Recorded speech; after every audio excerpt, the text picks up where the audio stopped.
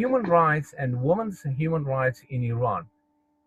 The Iranian Civil Code confers power on a husband to prevent his wife from taking any job found to be incompatible with the family interests and the dignity of the husband or his wife.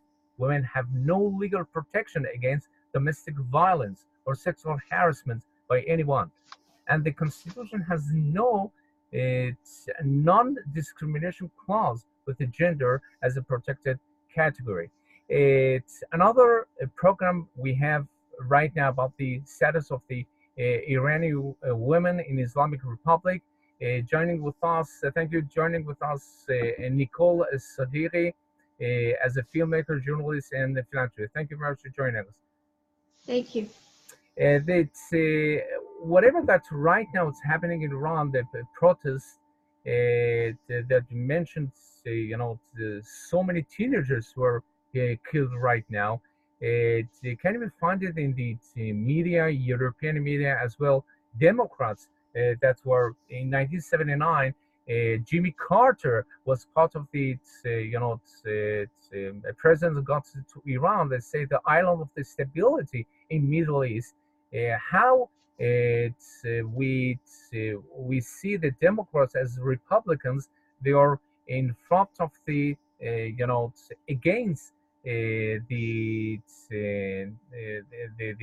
whatever is happening in the Middle East as well, Iraq, Lebanon, and especially in Iran. What do you think about these media and how their agenda, through their own agenda for human rights, can identify through the social networking in Iran and the blogs that's putting the pictures and putting all the violence of human rights by clips that are getting that people got shot, in the streets.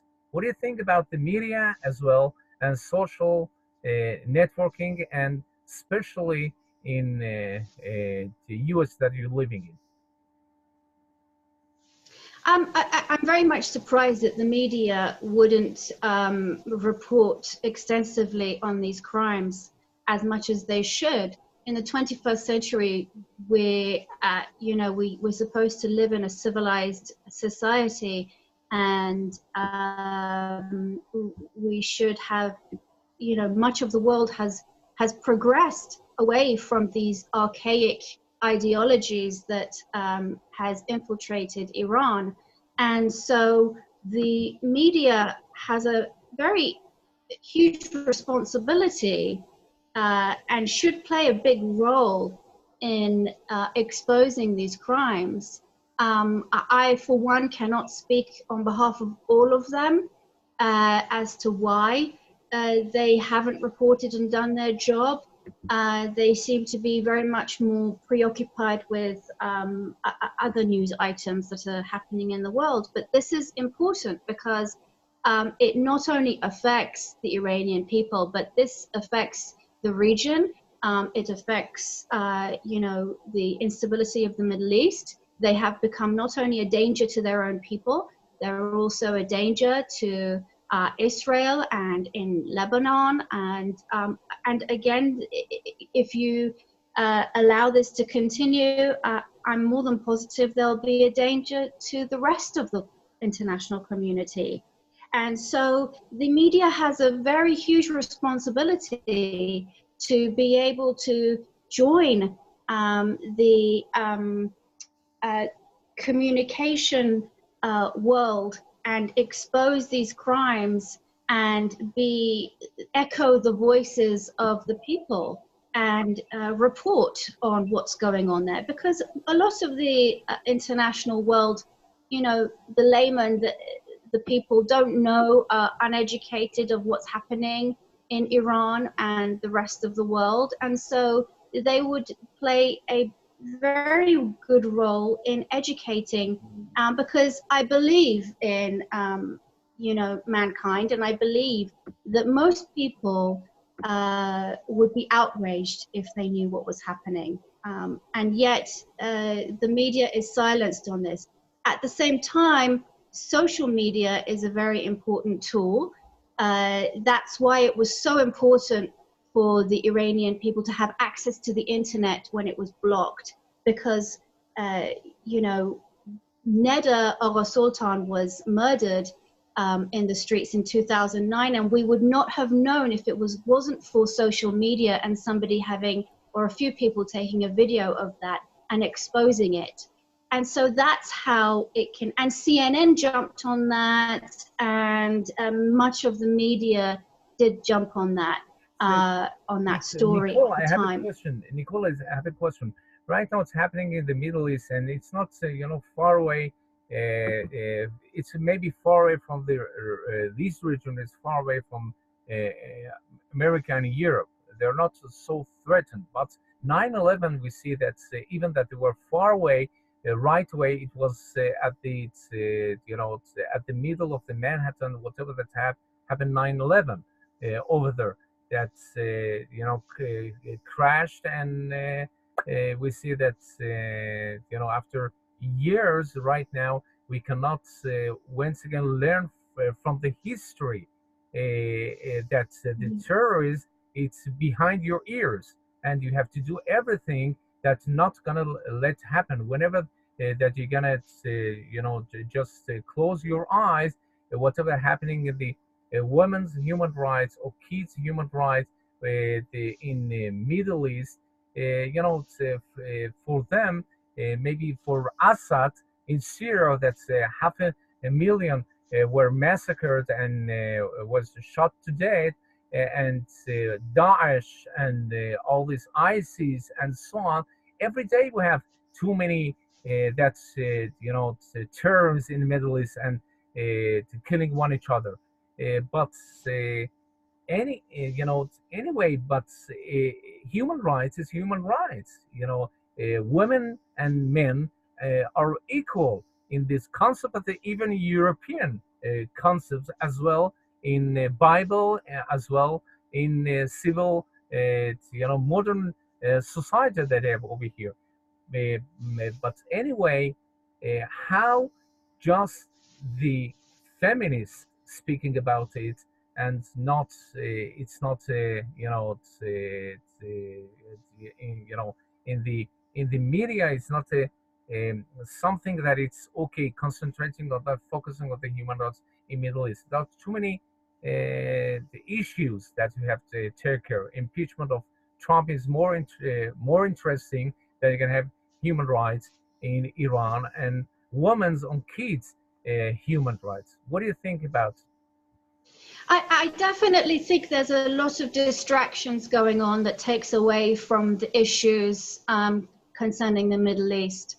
If you're in the know, you're in the know, and if you're not, then you're not.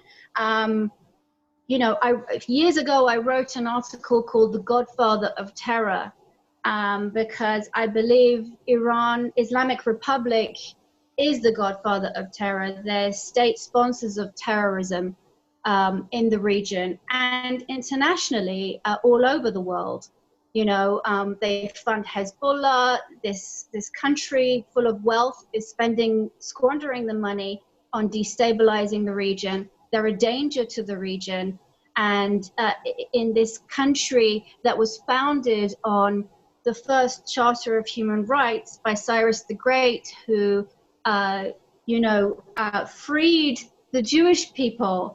You know, it's very surreal to see now this country being occupied, this very land that you know, started the Human Rights Charter, has no human rights for its people, and the international community has failed the Iranian people as far as I'm concerned. And I say shame on the free world for not being outraged and disgusted and ignoring these atrocities that are happening. You know, Iran has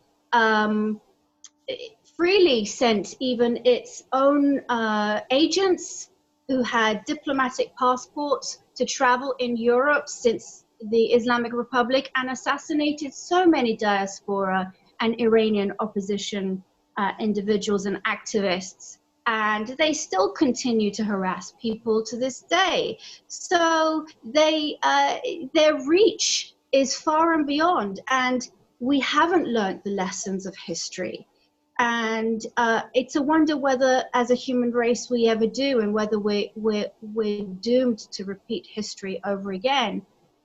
This really needs leadership. This really needs strong voices to have a platform and stand up to these atrocities and shed some light and start this conversation and demand from the free world to pay more attention to what's happening, because a free Iran will mean, you know, when the Islamic Revolution happened and Jimmy Carter was president, you know, many people blame him for his incompetency of mishandling of that at the time, and he opened up a whole can of worms with his appeasement of Ayatollah Khomeini and a Pandora's box.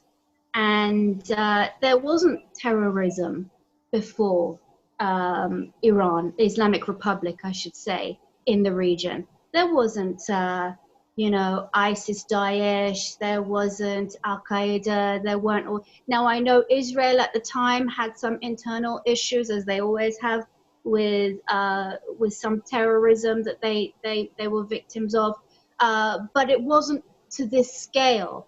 That was a domestic issue, very much like the IRA and the British government. That was a separate matter.